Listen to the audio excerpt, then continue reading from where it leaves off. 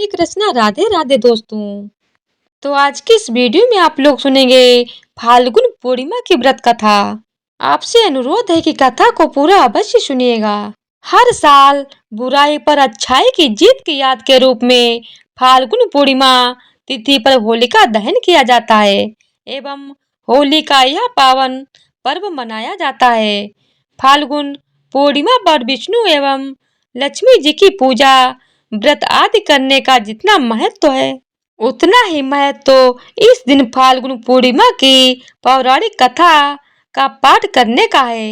मान्यता है कि ये कथा सुनने से यश कीर्ति धन धान्य और संतान सुख प्राप्त होता है तथा मरणोपरांत वैकुंठ धाम की प्राप्ति होती है।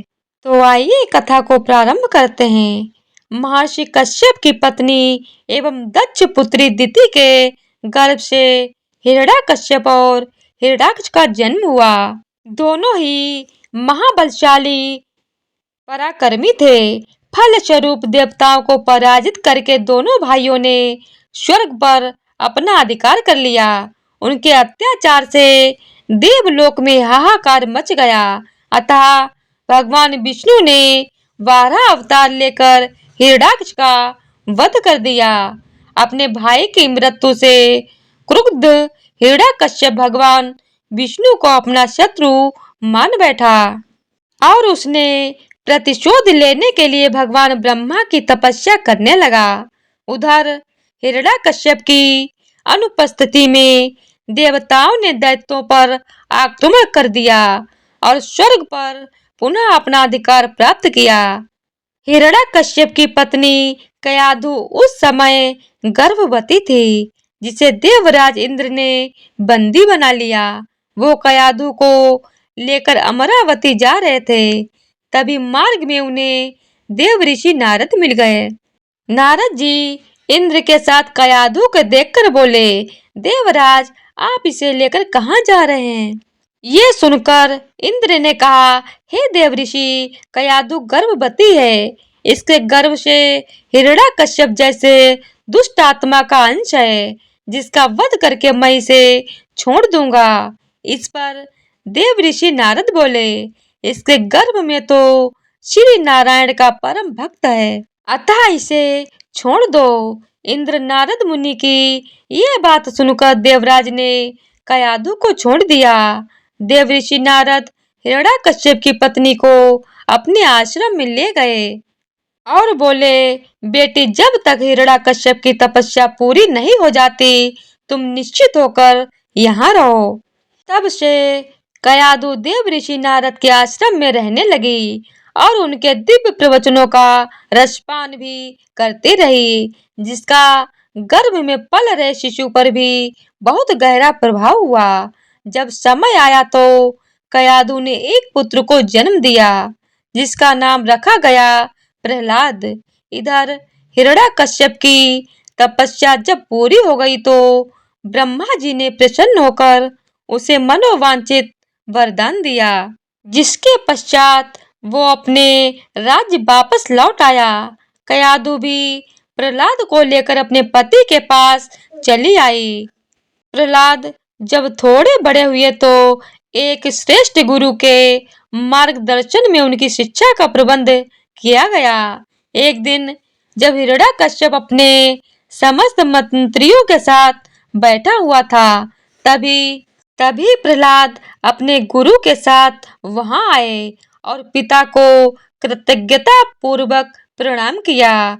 ये देखकर हिरण्याकश्यप अति प्रसन्न हुआ और बोला, वत्स प्रहलाद, तुमने अब तक की शिक्षा के दौरान कौन सी सबसे अच्छी बात सीखी है, मुझे बताओ। ये सुनकर प्रहलाद ने कहा, पिताश्री, मैंने अब तक जो सबसे अच्छी बात सीखी है वो ये है कि जो आदि मध्य और अंत से रहित अजन्मा है, इस जगत के पालनहार है, दीन दुखियों के स्वामी हैं, उन श्री हरि को मैं बारंबार प्रणाम करता हूँ। ये बात सुनकर हिरण्याकश्यप क्रोध से लाल हो उठा।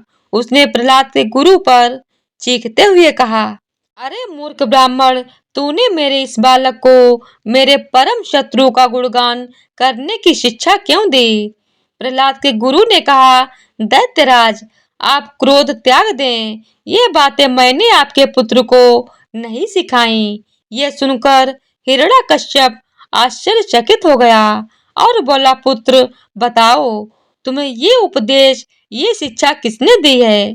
प्रहलाद बोला, हृदय में स्थित हृदय में स्थिति भगवान विष्णु ही तो संपूर्ण संसार के उपदेशक हैं। उनके अतिरिक्त कोई किसी को कुछ नहीं सिखा सकता। ये सुनकर हिरण्यकश्यप क्रोध से पागल हो उठा और बोला, अरे मूर्ख, मेरे सामने ये विष्णु कौन है?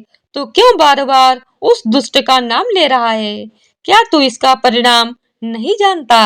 हिरण्यकश्यप ने प्रहलाद को बहुत समझाया, मृत्यु दंड का भय दिखाकर भी विष्णु भक्ति से दूर करना चाहा, परंतु प्रहलाद के मन से भगवान विष्णु के प्रति श्रद्धा तनिक भी कम न हुई। इसके पश्चात क्रोधित हिरण्यकश्यप ने अपने सेवकों को आज्ञा दी कि इस दुरात्मा को मौत के घाट उतार दो। इस शत्रु प्रेमी से मुझे कोई लाभ नहीं है। यह कपूत तो अपने ही कुल का नाश कर देगा। दैत्यराज हिरण्यकश्यप की आज्ञा अनुसार उसके सैनिकों ने प्रहलाद पर तरह तरह के अत्याचार किए और उन्हें मारने का प्रयास किया, परंतु हरि कृपा के कारण वह सब प्रहलाद का बाल विवाह का करने में असमर्थ रहे। हिरण्यकश्यप यह सब देखकर बहुत क्रोधित हुआ, अतः उसने अपनी बहन होलिका को आदेश दिया कि वह प्रहलाद को गोद में लेकर अग्नि में बैठ जाए, क्योंकि होलिका को यह वरदान प्राप्त था कि अग्नि से उसे कोई हानि नहीं होगी। अपने भ्राता का आदेश मानकर होलिका भक्त प्रहलाद को अपनी गोद में लेकर अग्नि में बैठ गई। उस समय प्रहलाद हाथ जोड़कर आंखें बंद कर निरंतर प्रभु ध्यान में मग्न रहे और नारायण नारायण का जाप करते रहे।